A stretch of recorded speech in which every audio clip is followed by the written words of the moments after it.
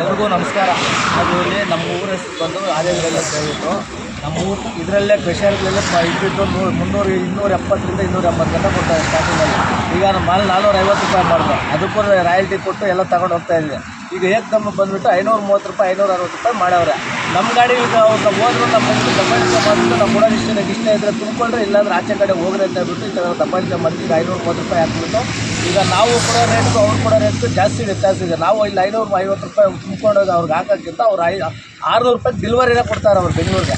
ನಾವು ತಗೊಂಡೋಗಿಲ್ಲ 530 ರೂಪಾಯಿ ಕೊಟ್ಟು 600 ರೂಪಾಯಿ ಡಿಲ್ವರಿ ಕೊಡೋಕ್ಕೆ ನಮ್ಮ ಕೈಯಲ್ಲಿ ಕೊಡೋಕೆ ಆಗ್ತಾಯಿಲ್ಲ. ಅದರಿಂದ ದಯವಿಟ್ಟು ಎಲ್ಲ ಮಾಲೀಕರಿಗೂ ಇನ್ನೊಬ್ರಿಗೂ ಓನರ್ನೆಲ್ಲ ಕೈ ಮುಗಿದು ಕೇಳ್ಕೊತಾ ಇದ್ವಿ, ಆದಷ್ಟು ಬೇಗ ನಮ್ಗೆ ಸ್ವಲ್ಪ ಅನುಕೂಲ ಮಾಡಿಕೊಡಿ.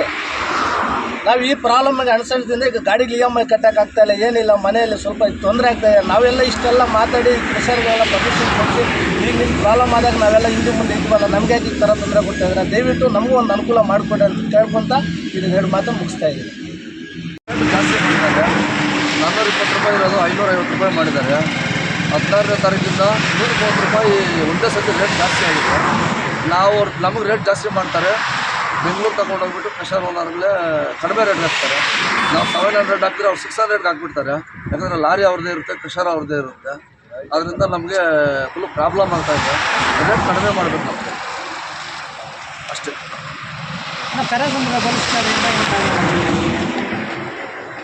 ಪೊಲೀಸ್ ಸ್ಟೇಷನ್ ಕಡೆಯಿಂದ ಏನಾರ ಪ್ರಾಬ್ಲಮ್ ಜಾಸ್ತಿ ಮಾಡಿದ್ದಾರೆ. 420 ರೂಪಾಯಿ ಇರೋದು 550 ರೂಪಾಯಿ ಮಾಡಿದ್ದಾರೆ. 16ನೇ ತಾರೀಕಿಂದ 130 ರೂಪಾಯಿ ಒಂದೇ ಸತಿ ರೇಟ್ ಜಾಸ್ತಿ ಆಗಿದೆ. ನಮಗೆ ರೇಟ್ ಜಾಸ್ತಿ ಮಾಡ್ತಾರೆ. ಬೆಂಗಳೂರು ತಗೊಂಡೋಗ್ಬಿಟ್ಟು ಪ್ರೆಷರ್ ಓನರ್ಗಳೇ ಕಡಿಮೆ ರೇಟ್ ಹಾಕ್ತಾರೆ. ನಾವು 700 ಹಾಕಿದ್ರೆ ಅವ್ರು 600ಗೆ ಹಾಕ್ಬಿಡ್ತಾರೆ. ಯಾಕಂದರೆ ಲಾರಿ ಅವ್ರದ್ದೇ ಇರುತ್ತೆ, ಪ್ರೆಷರ್ ಅವ್ರದ್ದೇ ಇರುತ್ತೆ. ಅದರಿಂದ ನಮಗೆ ಫುಲ್ ಪ್ರಾಬ್ಲಮ್ ಆಗ್ತಾಯಿದೆ. ರೇಟ್ ಕಡಿಮೆ ಮಾಡಬೇಕು ನಮಗೆ ಅಷ್ಟೇ.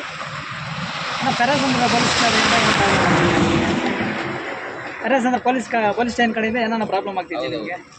ಅಂದರೆ ಪ್ರಾಬ್ಲಮ್ ಏನಿಲ್ಲ, ಮಾಮೂಲಿ ಪ್ರೆಷರ್ ಕಡೆಯಿಂದ ಬರ್ತಾರೆ, ರೋಡ್ ಕ್ಲಿಯರ್ ಮಾಡಿರಿ, ಗಾಡಿಗಳು ಬಿಡ್ರಿ ಅಂತಾರೆ. ಇಲ್ಲ ನಾವು ಬಿಡೋಲ್ಲ ಅಂತ ಹೇಳಿದ್ವಿ.